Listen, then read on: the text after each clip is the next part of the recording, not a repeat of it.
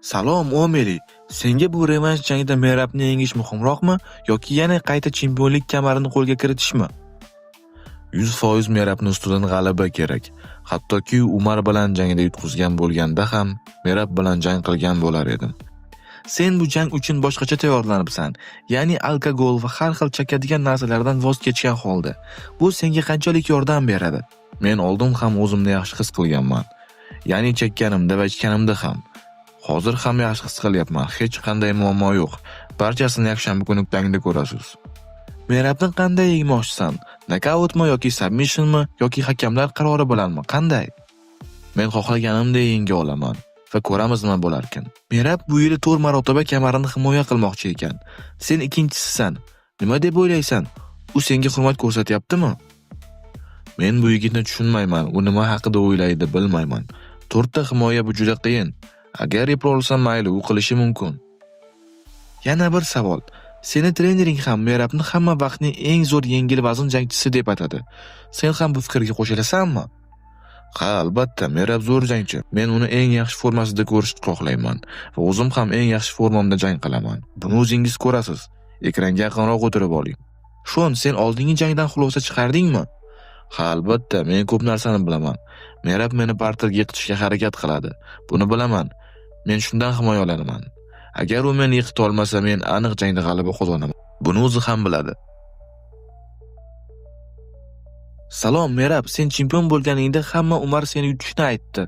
Barcha Umar dedi va sen g'alaba qozonding. Bunga odamlarning reaksiyasi qanday bo'ldi? Ha, albatta, odamlar juda tez o'zgarishadi. Bir narsani aytaman, men har doim jangga tayyor bo'lganman. Umar meni ko'p jangga chaqirdi va bu menga qiziq tuyuldi va jangning qanday bo'lganini o'zingiz ko'rdingiz. Men g'alaba qozondim. O'Meli sen haqingda yaxshi gapirdi. Yana bir yilda 4 marotaba kamar himoya qilishing mumkin ekan. Ha, albatta, odam har doim hurmatda gapirishi kerak. Men uni jangchi tomonidan hurmat qilaman. Shunday ekan, u meni hurmat qilishi bu menga yoqimlidir. Biz seni mashg'ulotlaringni ko'rdik. Bu safar sen qanday g'alaba qozonmoqchisan? Bizga ayta olasanmi? Ha, bu safar men muddatidan oldin g'alabaga harakat qilaman. Men u bilan birinchi jangimda og'ir bosiq bo'ldim. Hattoki uni ham qo'ydim. Ammo bu safar jangni tez tugataman. Merab, men bu yerdaman. Sen hozirda 12 ta g'alabali seriyadasan. Bunday seriya egalari Habib, Jon Jones, Islam Makhachev, Anderson Silva, St. Pierre, Michael Johnson. Sen uchun eng kuchlisi qaysi biri? Men bu jangchilar orasida ekanimdan xursandman. Bu yerda yomoni yo'q yigitlar. Meni diqqatim hozir faqat oldimdagi jangga qaratilgan. Men ko'plab rekordlar qilganman. Bu ajoyib. Merab, bu safar Shon O'Meli kuchliroq motivatsiyada jang qiladi. Sizning jangingiz qanday tugaydi? Batafsil ayta olasanmi?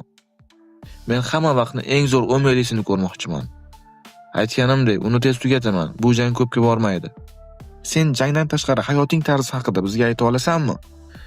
Men oddiy hayotimda jangdan ko'ra ko'proq travma olaman. Janglarimni ko'ring, hech qanday travma yo'q. Ammo shaxsiy hayotimda bunday deb ayta olmayman. Men ba'zi bir jinniklarim bor.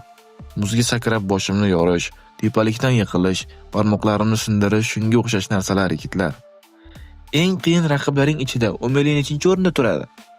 U meni keyingi raqibim. Men bilan jang qiladigan inson va u hozirning eng qiyini. Barchangizga rahmat. Yakshanba kuni qonli jang guvohi bo'lasiz. O'tkazib yubormang. Hozir esa face to face marosimi. Do'stlar, sizlar uchun videoni o'zbek tiliga tarjima qildim. Mehnatimiz uchun videoga like bosib, bizga obuna bo'ling. Sizdan hech narsa ketmaydi. Yakshanba kuni jangni tekinga biz bilan ko'rishingiz mumkin bo'ladi. Buning uchun shunchaki bizga obuna bo'lib, qo'ng'iroqcha tugmasini bosib qo'ying va jang vaqti sizga xabar boradi. Kommentariyada kim yutishi mumkin? Yozib qoldiring. Barchangizga omad. Qurbon hayitingiz muborak bo'lsin, do'stlar.